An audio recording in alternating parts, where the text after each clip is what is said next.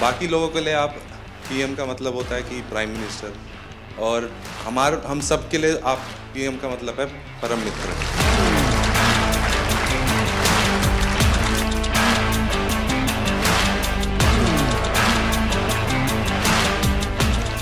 शीतल की सिग्नेचर मिल जाएगी आज मुझे। जाने से पहले आप जब सबसे बात करते हो और फिर आने के बाद सबसे मिलते हैं, आई थिंक सारे मेडलिस्ट, सारे एथलीट यही सोचते हैं कि हमें यही मौका मिले। सर, लोग पैरा को अभी तक अपनाए नहीं जिस तरह आपने अपनाया है। मैं बहुत लोग को बोलता है हमारा ब्रांड एम्बेसडर कौन है, हमारा मोदी जी हमारा ब्रांड एम्बेसडर।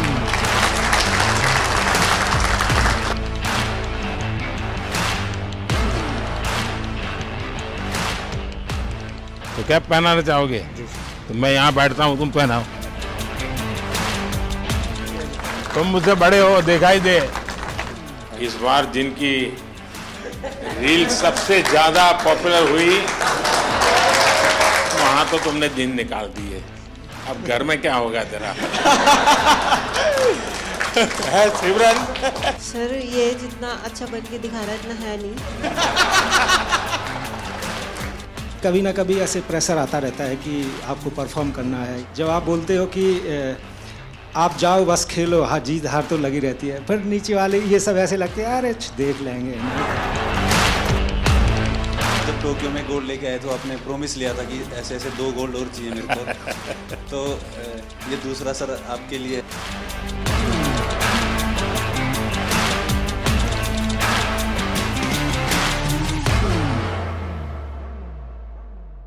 आज मुझे आपको सुनना है, आप लोगों के क्या अनुभव रहे, वहाँ सबसे मिलते होंगे, कुछ न कुछ अच्छी बातें हुई होगी, वो मैं जरा सुनना चाहता हूँ।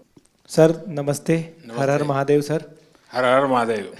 सर, मैं ब्लाइंड जूडो से कपिल परमार 60 केजी खेलता हूँ सर, और मेरा एक्सपीरियंस ये रहा कि मैंने बहुत ज़्यादा कंपटीशन खेल लिए थे। 2021 से लेके तो मैं 16 कंपटीशन खेले सर, जिसमें मेरे 14 में मेडल थे, जिसमें 8 में मेरे गोल्ड थे, ब्राउन, सिल्वर। एशियन गेम में भी मेरा सिल्वर था, वर्ल्ड गेम में ब्रॉन्ज था, और वर्ल्ड चैम्पियनशिप ब्रॉन्ज था। तो सर मेरा डर निकल गया था, ओलंपिक का इतना प्रेशर नहीं था क्योंकि मैंने कंपटीशन बहुत ज़्यादा खेल लिए थे सर। तो सर मेरा एक्सपीरियंस ये है कि थोड़ा सा प्रेशर था। तो हमारे देवेंद्र भाई साहब, झांझड़िया जी भाई साहब ने मेरे से एक बात बोली थी कि अपने को अपना बेस्ट देना है। बोला था कि जो आप प्रैक्टिस में करते हो वही आपको करना है। और सर मेरे कोच हैं, उनका भी, मेरे मनोहर अंजार जी, उनका बहुत आशीर्वाद दिया, क्योंकि हम लोगों को संभालना मुश्किल ही नहीं नामुमकिन है। क्योंकि सर हम हर कहीं टकरा जाते हैं और कोई हमसे आके टकरा जाता है। तो मैं उनसे पूछता हूँ कि आप ब्लाइंड हो कि मैं ब्लाइंड हूँ। सर बहुत बार ऐसा होता है, तो बस सर के हाथ पकड़ के चलते, हाथ पकड़ के आते हैं, वो थोड़ा बहुत जो दिखता है उसमें अपना काम कर लेते हैं सर। और सर आपका बहुत आशीर्वाद रहा। अच्छा कपिल, उस दिन तुमने मुझे बताया कि स्टेडियम में से कपिल कपिल कपिल इतनी आवाज आ रही थी। जी सर। तो मैं मेरे कोच की सूचनाएं सुन नहीं पा रहा था। वो मैं एक्चुअली एक्सपीरियंस करना चाहता हूँ, कैसे आपके कोच कहाँ है सर? हाँ जरा बताइए क्या मुश्किल होता है। सबसे अहम बात है ब्लाइंड जूडो में कि जो इंस्ट्रक्शन हम लोग बाहर से देते हैं, जो इनको सिखाया जाता है, उसमें हम लोग एक कोडिंग करते हैं कि जब हम जाएंगे तो ये बोलेंगे तो तुम्हें ये करना है, क्योंकि वहाँ दिखता तो है नहीं कुछ।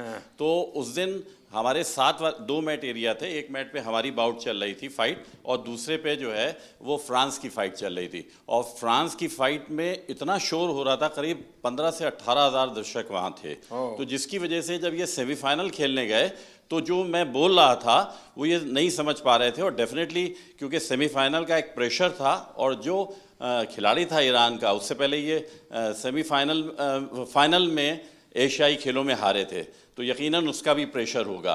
तो इस वजह से ये उस दिन हमें भारत के लिए गोल्ड मेडल नहीं ला पाया। तो सामने का जो कोच होगा वो भी अपने प्लेयर को इसी प्रकार से सूचना करता होगा? जी जी, वो भी। अब ये डिपेंड करता है कोच टू कोच कि वो, जैसे हमारा इनका टाइप, जो भी हमारे कोचेज और जो खिलाड़ी उनके साथ ये है कि हम लोग ये देखते हैं कि कौन किस तरीके से सिखाता है, तो हम डिफरेंट उसकी जो है सोच में मतलब कोच को भी औरों से अपने आप को अलग सीक्रेट रखना पड़ता रखना पड़ता है, बिल्कुल बिल्कुल। क्योंकि वही चीज़ हम कहेंगे वो कहेगा तो फिर नहीं समझ अच्छा, पाएगा। आपको अगर इसको कहना है कपिल को जी कि कपिल बाएं ओर से ठोको, तो क्या बोलेंगे आप?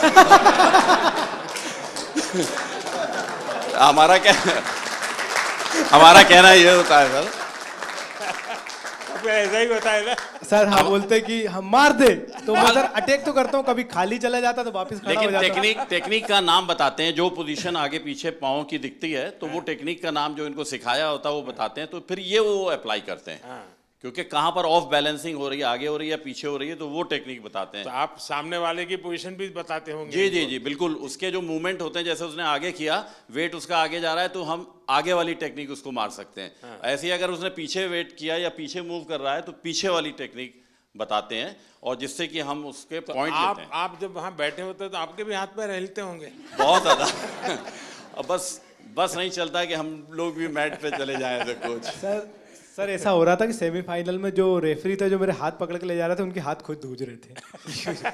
क्योंकि बड़े मैच में उनको भी डिसीजन गलत दे दिया, जैसे तो थर्ड एम्पायर रहता है पूरा, उसके बाद ही बताया जाता है, पर मेरा डिसीजन बहुत जल्दी दे दिया था रोल करके। वो मेरी भी गलती रही कुछ, सेमीफाइनल में मैं दब गया। पर नेक्स्ट टाइम मैं सर आपसे वादा करता हूँ 2028 बहुत में। अच्छा कर रहे हो, बहुत अच्छा कर रहे हो, बहुत बधाई हो। Thank you sir, thank you so much. जय हिंद सर, मैं एक सोल्जर हूँ और मेरी वाइफ है सिमरन शर्मा, और एक मेरे पास प्रीति है। मैं एथलेटिक का एक कोच हूँ, पैरा एथलेटिक का। तो मेरे दो एथलीट है, दोनों 100 और 200 मीटर करते हैं, और फर्स्ट टाइम जो एथलेटिक में ट्रैक में मेडल आया है सर, मेरे ही एथलीट लेकर आए हैं अभी, और 3 मेडल आए हैं। हमारा काफ़ी वहाँ पे सीखने को मिला सर।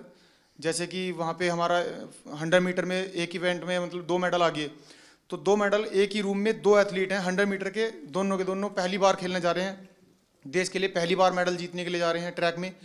तो जब 2 मेडल एक रूम में रखे हों और दूसरे खिलाड़ी का भी इवेंट भी नहीं हुआ हो, तो उस प्रेशर को मैं as a coach, as a husband, मैं कैसा फील कर रहा हूँ, मैं उसको समझ रहा हूँ। दूसरा एथलीट जो है उसका गेम भी नहीं हुआ और उसमें 2 मेडल रखे हैं, हाई प्रेशर है वो कि भाई मेरा तो मेडल भी नहीं आया, उसके 2 मेडल आ चुके हैं। तो उसको उससे बाहर निकालने के लिए बार बार उसको मुझे एंगेज करना पड़ रहा था, बहुत बिजी रखना पड़ रहा था पूरे दिन। तो वहाँ से बहुत कुछ सीखने को मिला। हम 100 मीटर में हार गए सर। अच्छा, वहाँ तो तुमने दिन निकाल दिए, अब घर में क्या होगा तेरा? है सिमरन? सर ये जितना अच्छा बन के दिखा रहा है इतना है नहीं। मैं जब हम यहाँ पे आए थे तो यहाँ से जाने से पहले बात हुई थी, एक्चुअली हम दोनों में ये बात होती थी कि ट्रैक को पहला मेडल कौन देगा। तो फिर जब इवेंट लिस्ट आई तो उसमें पता चला प्रीति का इवेंट पहले है, तो हम श्योर हो गए थे कि पहला मेडल तो यही देगी। तो जब हम यहाँ पे आए तो उससे पहले ये गज्जू मतलब ये कोच बोल रहे थे कि तुम्हें 1 महीने का रेस्ट दिया जाएगा। फिर उसके बाद जब अभी हम यहाँ पे आए, अभी हम सुबह ही बात चल रही थी, तो सुबह मेरे से बोल रहे थे कि एक वीक का रेस्ट मिलेगा और उससे ज़्यादा का नहीं मिलेगा। तो मैंने बोला क्यों नहीं मिलेगा, तो बोल रहे ब्रॉन्ज मेडल पे इतना ही मिलता है।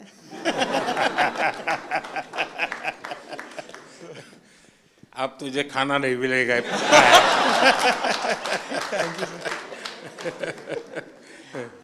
ये मेरा तीसरा पैरालंपिक था। मैं पिछले में भी आपसे मिला था, आपने मुझे बहुत मोटिवेट किया था, लेकिन शायद इस बार भी थोड़ी कसर रह गई। मैं रियो पैरालंपिक में भी चौथा था, टोक्यो में भी चौथा था, इस बार पेरिस में भी चौथा हो गया सर।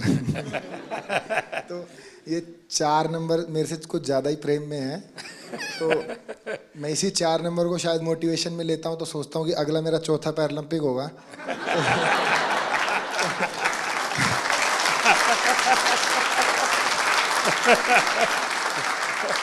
तो शायद चौथे में मैं कुछ करूं। और जैसे कि सर मैं अपने आप को फेलियर तो नहीं कहूँगा, जैसे कि मैं पैरा की हिस्ट्री में, ना कि इंडिया की में, all over the world para की हिस्ट्री में मैं अकेला ही ऐसा एथलीट हूँ जो इतने बड़े इवेंट में इतनी बार ऐसे रहा है। तो फिर मैं कहीं ना कहीं सोचता हूँ कि ओलंपिक में ऐसी कई हिस्ट्री हैं, जैसे कि एक डिस्कस थ्रोअर भी हैं फ्रांस की जिनका 5वें ओलंपिक में सिल्वर मेडल आया, एक ट्रिपल जंपर भी हैं शायद यूएसए के हैं, कहाँ के हैं, उनका 5वें ओलंपिक में मेडल आया। तो शायद मैं फिर अपने आप को ये भी मोटिवेशन देता हूँ कि तू पहला एथलीट पैरा वर्ल्ड में बनेगा जो सबको मोटिवेशन देगा कि भाई जब उसने चौथे में जीता था तो तुम लोग पहले में क्यों हार मान रहे हो। यहाँ कुछ एथलीट्स ऐसे हैं जैसे कि ये गुड़िया है, ये 4th हैं, काफ़ी लोग 4th हैं, तो ये निराश हो रहे हैं। तो मैं इसमें भी थोड़ा ठीक फील कर रहा हूँ कि इनके कोचेस ऐसे कह रहे हैं, उसको देख लो। मतलब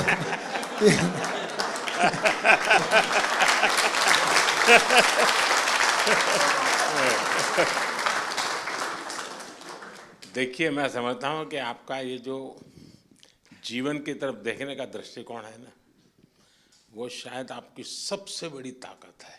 आप तो एक नया लॉजिक निकालो कि मैंने दुनिया को इतना दिया है कि मेरे रहते हुए अब तक 9 लोगों को आगे किया है मैंने,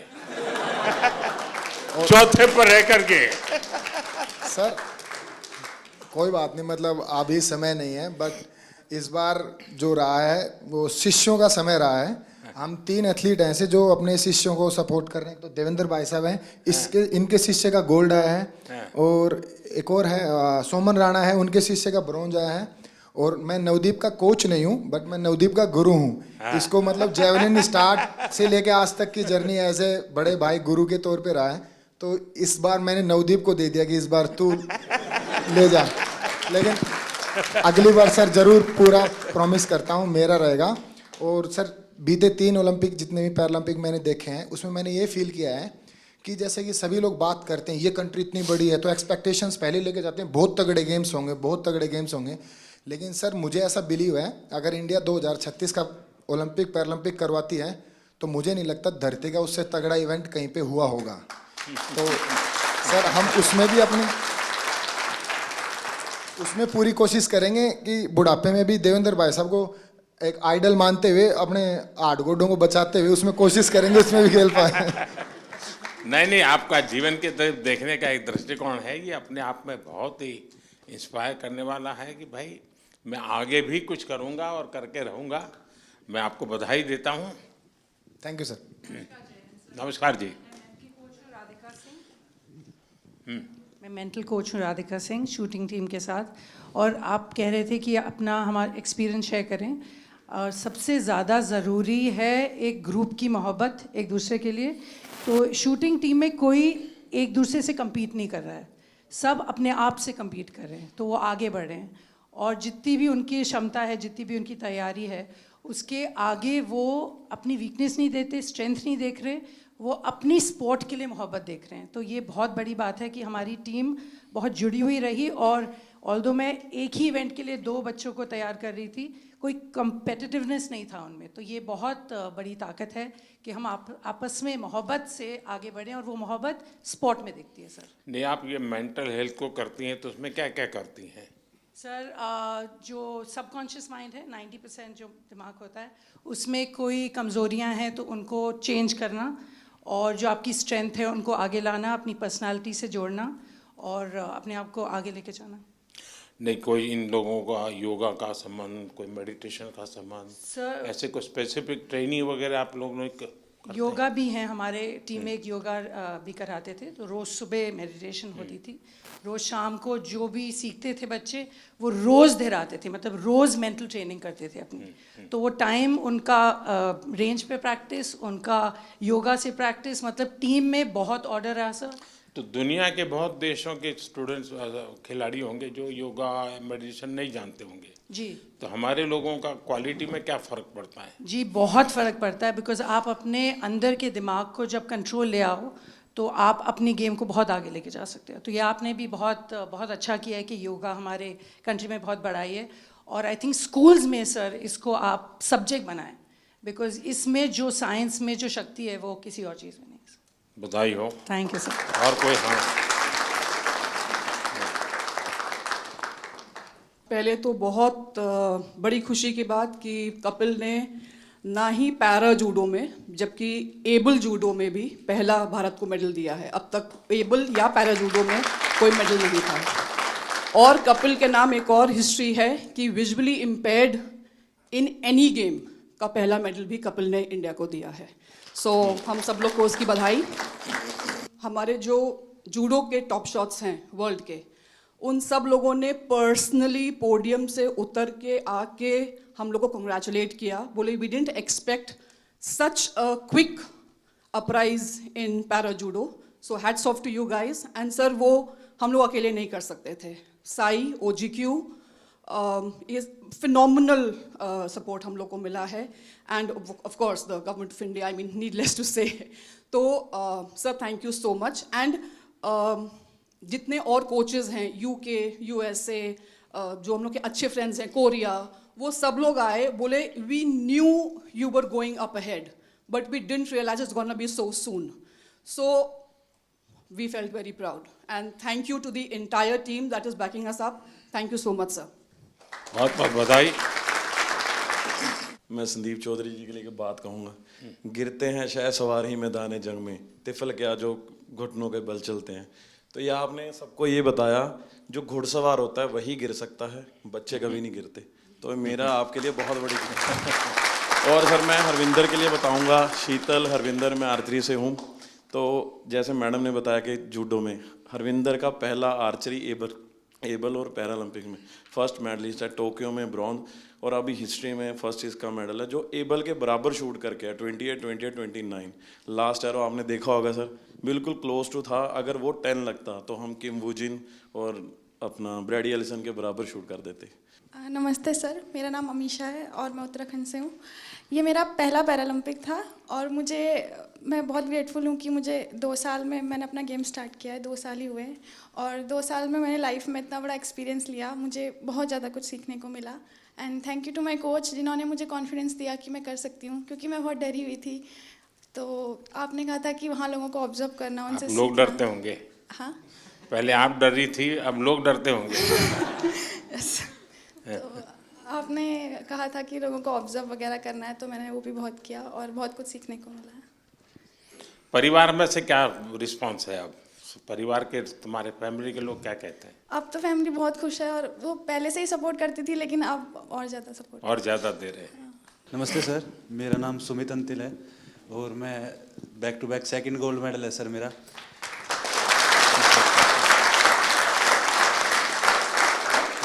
मेरे को अभी याद है सर, जब टोक्यो में गोल्ड लेके आए तो आपने प्रॉमिस लिया था कि ऐसे ऐसे 2 गोल्ड और चाहिए मेरे को। तो ये दूसरा सर आपके लिए है, क्योंकि उसके बाद में जैसे जब पैरालंपिक से पहले हम काफ़ी नर्वस थे, क्योंकि मैं आर्टिकल्स पढ़ रहा था कि हर तरफ मोस्ट फेवरेट एथलीट जो गोल्ड मेडल को डिफेंड करेगा, तो कुछ नाम आ रहे थे सर, उसमें मेरा भी नाम था।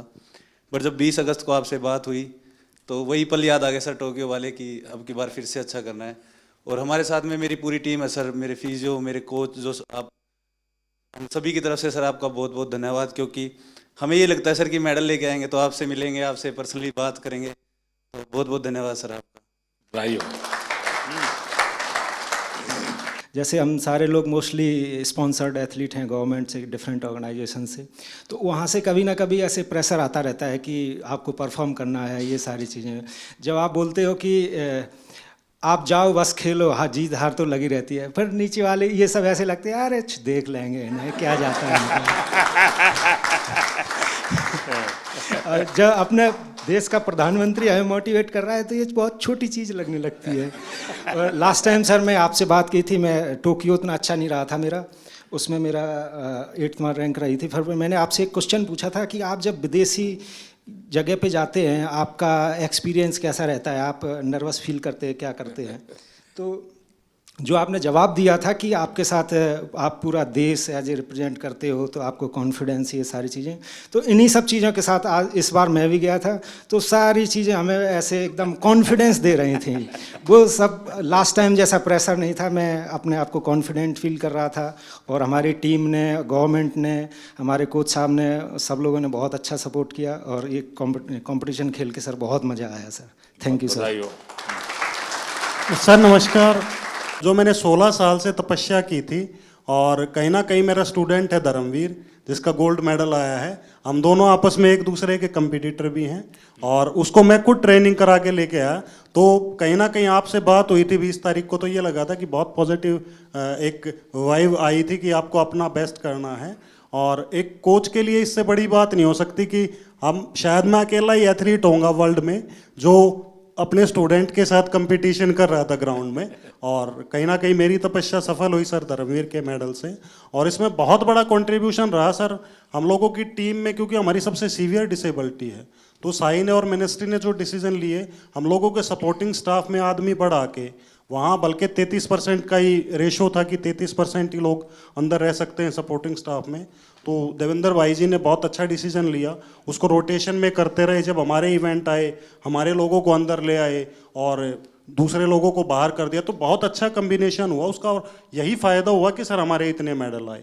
साई का भी जैसे हमारे खाने का था, वहाँ इंडियन फूड की बड़ी प्रॉब्लम थी और वेजिटेरियन के लिए बड़ी दिक्कत थी। तो साई ने जो अंदर विलेज के अंदर ही जो खाने का अरेंज किया, वो इतनी अच्छी हेल्दी डाइट थी कि किसी को भी प्रॉब्लम नहीं आई सर। तो बहुत बहुत धन्यवाद सर पूरी टीम का, और हम लोगों को इतना मोटिवेशन करने के लिए। Thank you so much. Asian games में मैं पार्टिसिपेंट रह गई थी, मेडल नहीं जीत पाई थी। तो जब आप सबसे मिल रहे थे, मेडलिस्ट से आगे मिल लिए थे, तो आप आए और लाइन से सब जगह पे दोनों तरफ आमने सामने लाइन लगी हुई थी। तो कुछ लोगों से यहाँ मिलके आप उस तरफ मुड़ गए थे। तो बहुत नज़दीक से मैंने आपको देखा, लेकिन मिल नहीं पाई, बात नहीं हो पाई। तो वो अंदर एक टीस थी कि अब दोबारा तो मिलना ही है। और उसके लिए मैंने एशियन गेम्स के बाद जान लगा दी थी कि चाहे कुछ भी हो जाए, उनसे पर्सनली मिलना ही है। तो उससे शायद मुझे इंस्पिरेशन मिली और मैं कर पाई। मेरे बच्चों को मैंने 6 महीने हो गए, मैं मिली नहीं, घर ही नहीं गई। तो मेरा बेटा छोटा है, तो उसे जब भी घुमाने लेके जाती थी मोबाइल में GPS लगा के, तो उसे पता है मोबाइल में रास्ता ढूंढ लेते हैं।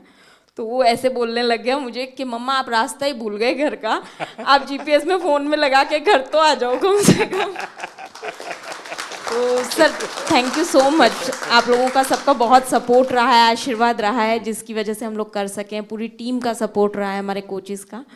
तो thank you so much sir. बहुत बधाई। सर मैं शरद कुमार हूँ, मेरा ये 2nd मेडल रहा है। मैं 3rd टाइम पैरालंपिक्स किया। शरद और संदीप दोनों को भाषण करने के लिए बोलूँ तो कौन सबसे ज़्यादा अच्छा करेगा? सर ये सर संदीप बहुत अच्छा बोलता है और शायद इसलिए थोड़ा सा पोत रह गया।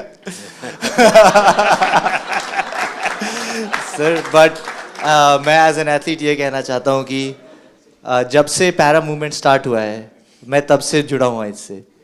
और आज जिस लेवल पे सारे एथलीट्स हैं, मुझे खुद प्राउड फीलिंग होता है इन सबको, जिस तरह सब जाते हैं, कोचेस, फिजियोथेरेपिस्ट, सब एक टीम। जब अब हम लोग बाहर जाते हैं तो इंडिया को अब ऐसे लोग देख रहे हैं कि ये पहले सोचते थे ये आगे आ सकते हैं, लेकिन अब पैरा में इन्होंने कैटेगराइज कर दिया कि इंडिया एक स्पोर्टिंग नेशन ऑलरेडी है। और सर ये ऑफ कोर्स साई की सबसे पहले अहमियत से स्टार्ट हुआ, और फिर हम लोग का सपोर्ट स्टाफ आने लग गए, और एथलीट्स में भी जिस तरह पॉजिटिविटी आया। और सर मेन तो एक और है, आपसे मिलने और जाने से पहले आप जब सबसे बात करते हो और फिर आने के बाद सबसे मिलते हैं, आई थिंक सारे मेडलिस्ट, सारे एथलीट यही सोचते हैं कि हमें यही मौका मिल। सर लोग पैरा को अभी तक अपनाए नहीं जिस तरह आपने अपनाया है। नमस्ते sir, I am Palak Kohli and ये मेरा 2nd कंसेक्यूटिव पैरालंपिक्स था। एंड टोक्यो में मैंने 4th फिनिश किया था एंड यहाँ पे मैंने 5th फिनिश किया।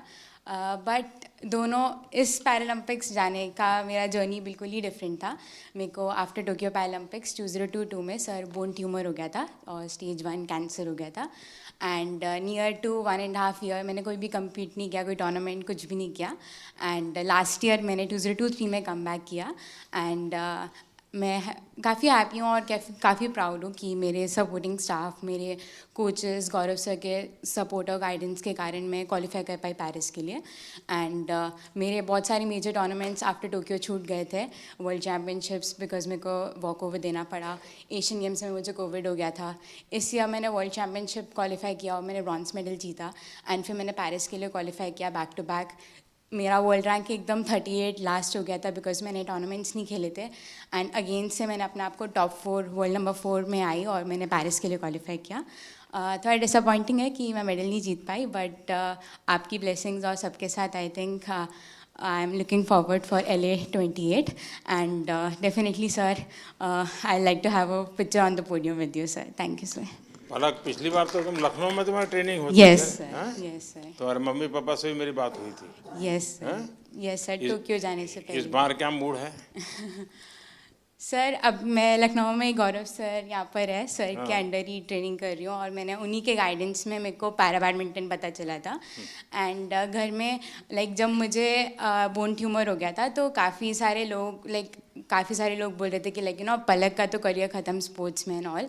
एंड डॉक्टर्स ने बताया था कि अब हम कुछ एश्योरिटी नहीं दे सकते आप नॉर्मल लाइफस्टाइल भी हो पाओगे कि नहीं। एंड उसके बाद सर काफ़ी कॉम्प्लिकेशंस रहे। मेरे को एक डिसेबिलिटी मेरे हाथ में ऑलरेडी था और मेरे को ट्यूमर के बाद मेरे लेग में भी डिसेबिलिटी हो गया, जिससे मेरे दोनों लेग लेंथ में भी डिफरेंसेस आ गए और भी कॉम्प्लिकेशंस आ गए। तो मेरी फैमिली हमेशा मुझे खुश देखना चाहती है और उनकी ब्लेसिंग्स हैं मेरे साथ and they want me to be happy. तो उनका बस ये कंसर्न है कि मेरे को हिम्मत नहीं हारनी। देख आप पलक, तुम्हारा केस ऐसा है कि तुम बहुत लोगों को इंस्पायर कर सकती हो इसे, क्योंकि इतनी कठिनाइयों के बाद और चलिए ट्रैक पर गाड़ी आई, ज़िंदगी बनाई, बीच में रुकावट आ गई और बीच में नई समस्या आई और फिर भी तूने अपना मकसद नहीं छोड़ा, ये बहुत बड़ी बात है। बहुत बधाई हो आपको। Thank you so much. नमस्ते सर, मैं राजस्थान बीकानेर से आया हूँ। श्याम सुंदर स्वामी नाम है, पैरा आर्चरी से हूँ। सर हमारे बीकानेर में करनी सिंह राजा वो 5 बार ओलंपिक खेल के आए थे। हम देवेंद्र भैया से हम बहुत क्योंकि 40 साल के बाद मैं एक टोक्यो ओलंपिक में पार्टिसिपेट करके आया था, तो भैया को देखा था कि भाई ये गेम होता है ऐसे, तो मैं भी फिर पैरा में सर पहले एबल खेलता था। 2016 में मेरे को पता चला कि भाई पैरा का भी कुछ है, क्योंकि भैया का अखबार में फ़ोटो आया था बहुत बड़ा, तो भैया से सीख के और फिर मैं 40 साल के बाद टोक्यो ओलंपिक पार्टिसिपेट करके आया था सर। इस बार सर मुझे बहुत कुछ सीखने को मिला, खास करके जो मेरी कैटेगरी के गोल्ड मेडलिस्ट SL3 के हैं नितेश कुमार जी, इनसे सीखने को मिला। सर पूरे लाइफ में जिनसे वो जीते, एक बार भी उनसे मैच इससे पहले नहीं जीते थे और उनकी वजह से, जबकि मैं उनको हरा चुका हूँ और मुझे उनसे सीखने को मिला है कि अगर वो कर सकते हैं तो मैं ज़रूर उनको दोबारा हरा सकता हूँ और इवन पूरे वर्ल्ड में सबको हरा सकता हूँ। Thank you sir. मेरा नाम डॉक्टर सत्यपाल है और मैं पैरा एथलेटिक्स का कोच हूँ। शायद ही यहाँ पे कोई कोच होगा जो मेरे से पहले पैरा एथलीट्स को ट्रेनिंग करा रहा होगा। मैंने 2005-06 में पैरा एथलीट्स को ट्रेनिंग कराना शुरू किया। तो जब कैसे विचार आया आपको ये? सर मैं नेहरू स्टेडियम में ट्रेनिंग कराने जाता था, तो 1-2 एथलीट्स वहाँ पे जिनके लिम्ब डिफिशेंसी थी वो आते थे, तो मैंने उनको देखा, पढ़ा, फिर देवेंद्र जी के बारे में सुना कि उन्होंने 2004 एथेंस ओलंपिक में गोल्ड मेडल जीता था। तब मैंने इसके बारे में स्टडी किया और मैंने स्टार्ट किया थोड़ा थोड़ा करना। तो सभी कोचिस नेहरू स्टेडियम में मुझे बड़ी अजीब नज़रों से देखते थे कि मैं दीपा मलिक जी की चेयर को पुश करके जाता हूँ, किसी पैरा एथलीट को ट्रेनिंग करा कर न जाता हूँ, अंकुर धामा का हाथ पकड़ के उसको नेहरू स्टेडियम में घुमाता हूँ, तो सोचते थे कि मैं अपना टाइम ख़राब कर रहा हूँ। आज वही पैरा एथलीट्स, वही कोचेस जो मुझे क्रिटिसाइज करते थे, आज वो सब पैरा एथलीट्स को ट्रेनिंग कराना चाहते हैं। ये मेरे दिल से बोल रहा हूँ कि मैंने इस फील्ड में काम किया है, मैं बहुत खुश हूँ और आने वाले टाइम में मैं आपसे प्रॉमिस करता हूँ ये 29 नहीं, मैं 50 के मेडल का यहाँ से प्रॉमिस करके जाता हूँ कि हम सब इतना काम करेंगे, हम 50 मेडल लेते हैं। Thank you sir. देखिए साथियों, ये बात सही है कि हर खेल में जो सपोर्ट स्टाफ होता है या कोचिंग करने वाले लोग होते हैं, बहुत मेहनत करनी पड़े हर क्षेत्र में, लेकिन दिव्यांगों के साथ काम करना, उनको सिखाने से पहले खुद को उस जिंदगी को जीने के लिए मन से तैयार करना पड़ता है, खुद को उस पोजीशन में रखना पड़ता है, कौन सी उसकी दिक्कतें हैं उसको खुद के जीवन में आत्मसात करना पड़ता है, तब जाके कह सकते, वरना मैं तो रूटीन में कह दूंगा यार दौड़ो, अरे वो कभी मैं नहीं दौड़ सकता, वो कोच समझ सकता है ये नहीं दौड़ सकता, उसके लिए तरीका ये होना चाहिए। और इसलिए मैं मानता हूँ कि जो पैरा एथलीट्स को जो ट्रेन करते हैं वो कोचिज एक्स्ट्रा ऑर्डिनरी होते हैं, उनके अंदर एक्स्ट्रा ऑर्डिनरी ताकत होती है जी, और इसको बहुत कम लोग समझ पाएंगे। मैं भली भांति समझता हूँ और मैंने कई बार जब फ़ोन पे भी सबसे बात करने का मौका मिलता है तो मैं इस बात का जिक्र करता हूँ, क्योंकि जो सामान्य है उसको सिर्फ टेक्निक सिखानी होती है, इसको तो जीना भी सिखाना होता है जी।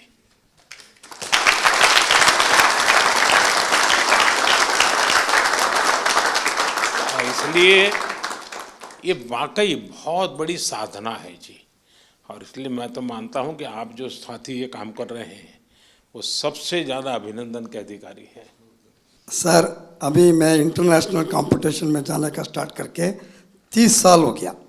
इवन एथलीट, एडमिनिस्ट्रेटर, हम एक टाइम में एक भी फ्लैग नहीं देखता था, अभी इंडिया का फ्लैग हमको दिखने का स्टार्ट हो गया। हमारा खिलाड़ी का भी एक पैरा स्पोर्ट्स का वजह से हम मेडल जीत सकता बोल के आ गया। हम लोग कब पार्टिसिपेट करता था, उस टाइम में सोचता था पार्टिसिपेट करना है, अभी वो कॉन्सेप्ट चेंज हो गया। एंड अगेन आपको मैं बहुत धन्यवाद बोलता सर। मैं बहुत लोग को बोलता है हमारा ब्रांड एम्बेसडर कौन है, हमारा मोदी जी हमारा ब्रांड एम्बेसडर है।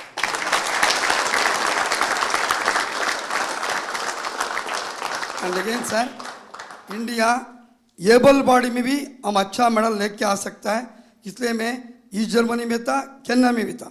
इंडिया में आजकल वेरी गुड फैसिलिटीज है, वो ठीक से यूज़ करना है। फिजिकल एजुकेशन टीचर को एक्टिव कर दिया तो 100% हम अच्छा मेडल लेगा sir. Thank you sir. Sir मेरा नाम निशाद कुमार है और मैं T47 हाई जंप से हूँ और मैंने बैक टू बैक पैरालंपिक्स में सिल्वर मेडल जीता है। सर मैं अपना एक्सपीरियंस शेयर करना चाहता हूँ कि जब मैंने हम टोक्यो के लिए टीम वहाँ पहुँची थी तो वहाँ कोविड था, तो उस टाइम ऑडियंस के बगैर हमने कॉम्पीट किया था। तो अभी हम पैरालंपिक्स में पेरिस में खेले तो वहाँ पर एकदम पूरा स्टेडियम भरा हुआ था। तो जिस दिन मैं कम्पीट कर रहा था पूरी ऑडियंस इंडिया नाम से चला रही थी, तो वो बहुत हमें मोटिवेट मिला, उससे पुश मिला अपनी परफॉर्मेंस को और मेडल डिफेंड करने के लिए। और अगले दिन मेरी मेडल सेरेमनी थी और वहाँ पर मेडल के बाद मैं अपने दूसरे टीम मेंबर्स को हाई जंप में सपोर्ट करने के लिए पहुँचा तो मेडल मेरे गले में था। और उस टाइम फ्रेंच फैमिली मेरे को देख रही थी कि कल हम इस खिलाड़ी को सपोर्ट कर रहे थे, आज ये हमारे बीच में बैठा है। और ये काफ़ी टाइम से वो मुझे देख रही थी कि हमें कब मौका मिले इस खिलाड़ी के साथ फ़ोटो लेने का। तो जैसे ही कंपटीशन ख़त्म हुआ तो मैंने अपनी फ़ोटो के लिए मैं नीचे गया फ़ोटो के लिए, और उन्होंने मुझसे फ़ोटो मांगी तो उनके बच्चे थे साथ में छोटे छोटे, तो मैंने उनके साथ फ़ोटो ली और उनके हाथ में, बच्चों के हाथ में मेडल दिया। वो आई थिंक 6 से 7 साल के होंगे। तो वो बच्चे मतलब एकदम मायूस से हो गए कि मेडल हमें देखने को मिल रहा है, कल हम इस खिलाड़ी के लिए चेयर अप कर रहे थे और आज हमारे बीच में खड़े हैं और फोटो ले रहे हैं हमारे को। तो उनकी मम्मी ने मेरे को बोला कि हमारा यहाँ पेरिस में आना कंपटीशन देखना, ये सक्सेसफुल होगा कि आप हमारे बीच में हमारे बच्चों के साथ फ़ोटो ले रहे हो और उनको ऑटोग्राफ दिया आपने। तो वो फैमिली पूरी खुश होगी। तो ये मेरा एक्सपीरियंस है सर, जो मतलब बहुत बढ़िया। Thank you sir. नमस्कार सर, मेरा नाम योगेश कथुनिया, मैं सिल्वर मेडलिस्ट हूँ 2 बार। तो मैं अपना एक्सपीरियंस सर एक चीज़ शेयर करना चाहता हूँ। एक्सपीरियंस नहीं है, वो है कंसिस्टेंसी। वो कंसिस्टेंसी सर आपकी वजह से आई है, क्योंकि आपने जो डिफरेंट स्कीम्स इंडिया में लॉन्च करी है, चाहे वो टॉप स्कीम्स हो, खेलो इंडिया स्कीम्स हो, NCOEs हो, वो सर आपकी वजह से है कि आज हम सारे 29 मेडल्स लेके आए हैं। और सर मैं एक चीज़ और कहना चाहूँगा, बाकी लोगों के लिए आप PM का मतलब होता है कि प्राइम मिनिस्टर, और हम सब के लिए आप PM का मतलब है परम मित्र। वाह, मुझे ये पद आपने दिया, बहुत अच्छा लगा। मैं भी चाहता हूँ जी, सच्चे अर्थ में एक मित्र के रूप में आपके साथ काम करता रहूं। सर मेरा नाम नवदीप है सर। मैं इस बार जिनकी रील सबसे ज्यादा पॉपुलर हुई,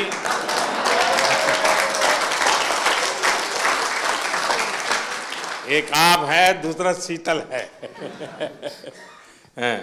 सर मैं F41 कैटेगरी में जेवलिन थ्रो करता हूं सर, दूसरी बार पैरालंपिक पार्टिसिपेट कर रहा हूं सर। मेरा इवेंट है ना सबसे लास्ट दिन था सर, और मैं तकरीबन 21 तारीख को चला गया था सर उधर।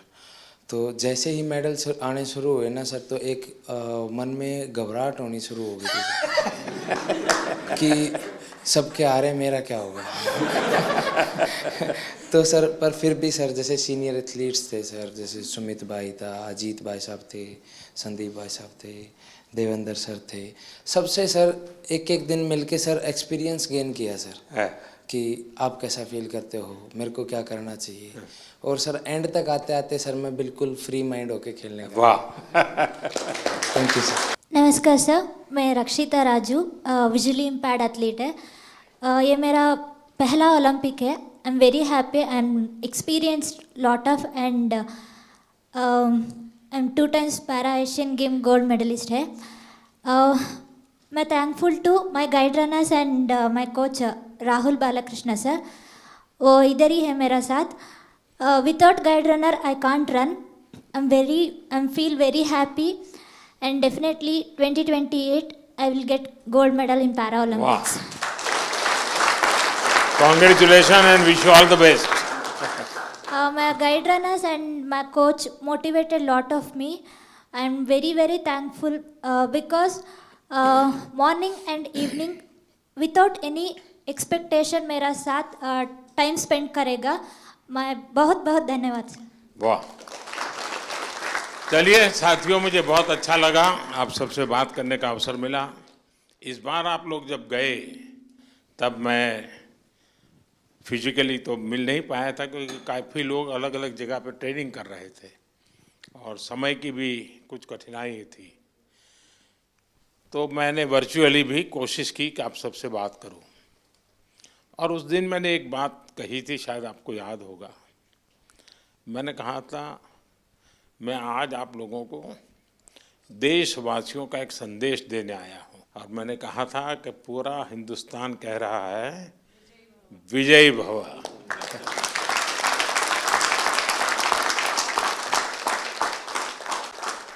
आपने देशवासियों की जो भावना थी ना, उसको बराबर मन में ले लिया कि नहीं, देश चाहता है हम करेंगे. मैं समझता हूँ ये अपने आप में बहुत बड़ी बात है. दूसरा मैं देख रहा हूँ क्योंकि मैं आप लोगों के साथ ज़रा ज़्यादा जुड़ा हुआ हूँ, आपके यहाँ शायद परमात्मा ने कोई एक्स्ट्रा क्वालिटी दी है, ऐसा मैं अनुभव कर रहा हूँ. शरीर में कुछ न कुछ कमी जरूर होगी, लेकिन आपके व्यक्तित्व में परमात्मा ने कुछ एक्स्ट्रा दिया है. और वो मैं देख रहा हूँ कि आपने शायद व्यक्तिगत जीवन में इतनी कमियों से गुजारा किया है, उसको संघर्ष किया है, खुद की सहज वो ट्रेनिंग भी हुई है. किसी समय आपने लोगों का उपहास भी सहन किया होगा, मजाक करते हुए भी आपके कान पर कभी कुछ पड़ा होगा. हर प्रकार की मुसीबतों से आप गुजरे हुए लोग हैं. और इसके कारण मैं देख रहा हूं कि खेल में जय पराजय का कोई प्रभाव आपके मन पर नहीं है. ये बहुत बड़ी बात है जी. वरना पराजित व्यक्ति, यानी मान लीजिए मेडल नहीं मिला तो एक तो उसको बोझ होता है, अरे मैं तो गया. आप में से किसी को वो बोझ नहीं है. ये बहुत बड़ी जीवन की सिद्धि है जी, और वही आपको आगे ले जाने की ताकत देती है. और इसलिए मैं मानता हूँ कि मैं चाहता हूँ कि इस खेल में और लोग आए, अधिक मेडल आए, वो तो बात अच्छी है, होना भी चाहिए.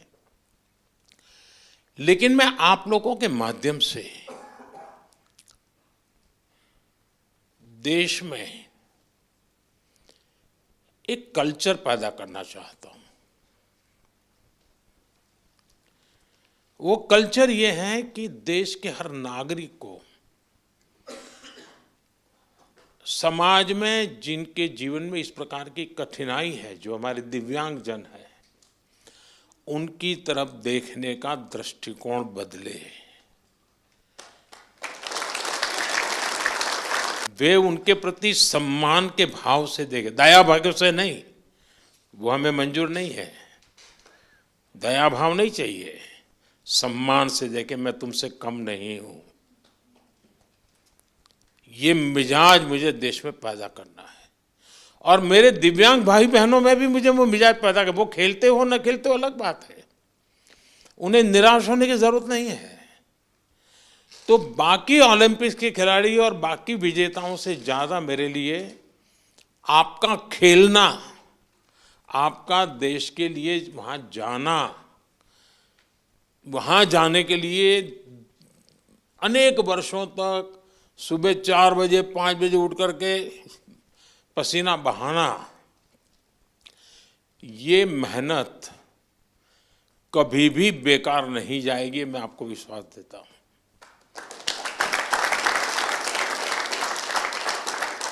क्योंकि अब आपके लिए भी,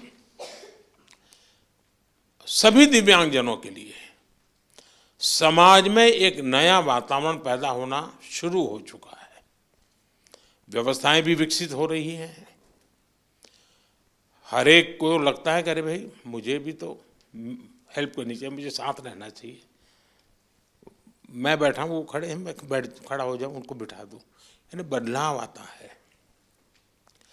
तो आप जो ये कंट्रीब्यूशन कर रहे हैं वो एक पूरे समाज के मन को बदलने का आपका कंट्रीब्यूशन है। सिर्फ मेडल नहीं, मेडल से ज़्यादा आप माहौल बदल रहे हैं।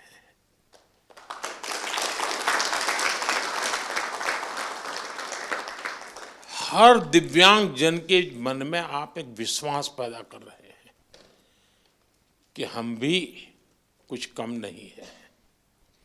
और मैं मानता हूं कि हमने इस चीज़ को उसी रूप में करना है। आखिरकार मेडल की संख्या, आजकल तो युग ही ऐसा है कि इन चीज़ों को काउंट किया ही जाता है। लेकिन 140 करोड़ का देश आज जिस जज्बे के साथ खड़ा हुआ है, खेलने के लिए नहीं, जीतने के लिए जा रहे हैं। मैं एक पार्टिसिपेंट हूँ ऐसा नहीं है, मैं एक परफॉर्मर हूँ। ये जो मिजाज है ना, वो देश की ताकत बनता है। और आप देश की उस ताकत में नई ऊर्जा भरते हैं। तो मेरी तरफ से आप सबको बहुत बहुत बधाई। सबका मूड देख करके मुझे अच्छा लगा।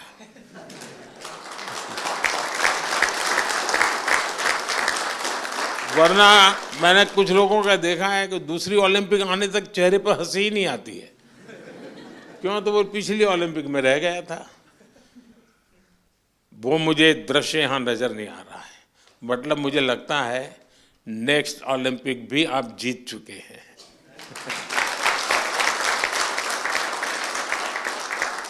ये आपके आंखों से मैं पढ़ पा रहा हूँ, आपके अंदर जो विश्वास वो मैं देख पा रहा हूँ। तो साथियों, मेरी तरफ से बहुत शुभकामनाएं हैं, बहुत बधाई, धन्यवाद।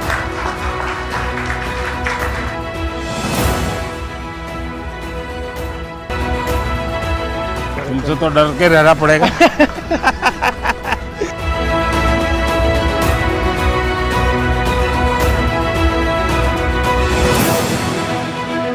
वणक्कम, बहुत अच्छा किया इस बार। हाँ, चले।